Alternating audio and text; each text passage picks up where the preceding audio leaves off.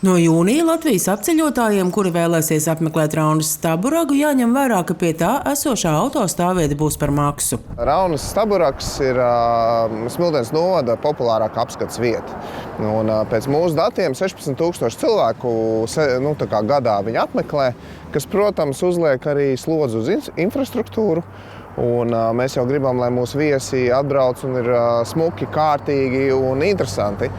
Tas prasa katru gadu ieguldīt šajā objektā. Pirms 2 gadiem, lai nodrošinātu ērtāku piekļuvi Raunas Staburagam, tapa jaunas metāla kāpnes, kuru būvniecība Smiltenes novada pašvaldībai no budžeta izmaksāja vairāk nekā 136,000 eiro.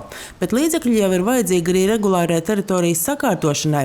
Tādēļ tika meklēts risinājums un pieņemts lēmums par vienreizēju diennakts maksu vieglajām automašīnām, kas ir 2 eiro, transporta līdzekļiem ar vairāk nekā 8 pasažieru vietām 5 eiro. Un šis ir mēģinājums, kā paņemt nedaudz naudiņu no mūsu viesiem un ieguldīt atpakaļ objektā, labi iekārtojot, kopjot. Mēs, protams, redzēsim, kā ir, bet mēs tā aptuveni prognozējam, ka te var būt papildus kādi 5,000 gadā.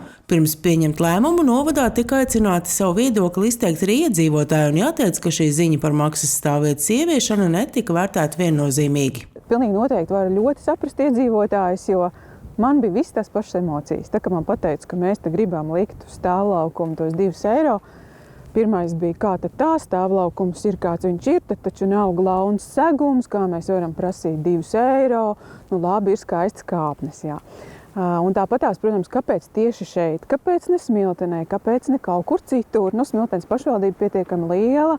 Un tas ir kaut kāda veida ļoti liels emocijas. Tika rasts kompromiss. Smiltenes novada iedzīvotājiem maksas par stāvvietu pie Raunas Staburaga nebūs. Atradām kompromisu, ka vietējiem cilvēkiem nebūtu par to jāmaksā, jo, manuprāt, viņi to ir godīgi samaksājuši. Arī šīs kāpnes, kas ir pašvaldības budžets, principā ar viņu nodokli samaksāt naudu. Mēs esam arī ieklausījušies iedzīvotājus, mēs esam atteikušies no stundas maksas, tā būs diennakts maksa, vienreizēja. Arī varēs ar īziņu samaksāt, nevis tikai ar mobilo aplikāciju cilvēkiem, kam ir sarežģītāk. Un visbeidzot, mēs esam vienkāršojuši, ka nav, mums sākumā bija doma, ka ir mašīna, busiņš un autobus, tad būs tikai mašīna un autobus šīs maksas. Pašvaldība, redzot, ka nākotnē tas iedzīvotājs skaits tikai samazinās un arī budžets sarūk līdz ar viņu un paliek arvien grūtāk, jo tā nav pašvaldības tiešā prioritāte. Tādā ziņā, ka prioritāte ir varbūt izglītība, sociālās lietas, citas lietas.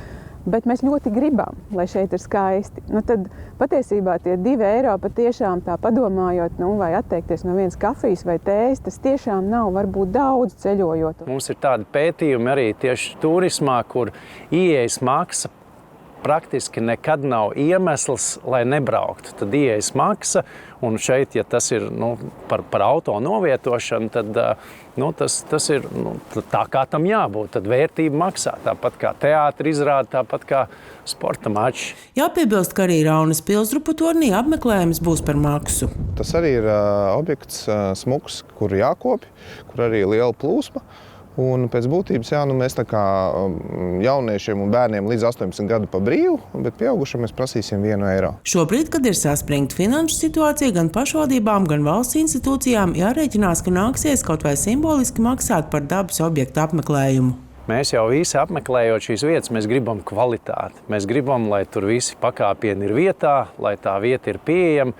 Un tas ir tas, kas arī daudz viet citur Latvijā mainās. Tad pamazām tie budžeti gan pašvaldībai, gan arī dabas aizsardzības pārvaldē viņi samazinās. Tad mūsu šie līdzekļi, ko var atvēlēt uzturēšanai, kas ir tieši ikdiena, viņi nekļūst lielāki. Un līdz ar to pie nolietojuma mēs saskarsimies ar to, ka, ja netiek finansēts papildus no paša apmeklētāja, varētu pat teikt, piefinansēts klāt, jo tas apgrozījums jau nenoseks visu uzturēšanu. Visticamāk, ka tas būs daļēji summa tikai. Tad praktiski mēs attapsimies pie tā, ka vai vieta jāslēdz, vai jāatvainojās, ka nav īsti kvalitatīva. Maksu par autostāvvietu pie Raunas Staburaga plānots ieviest no 1. jūnija.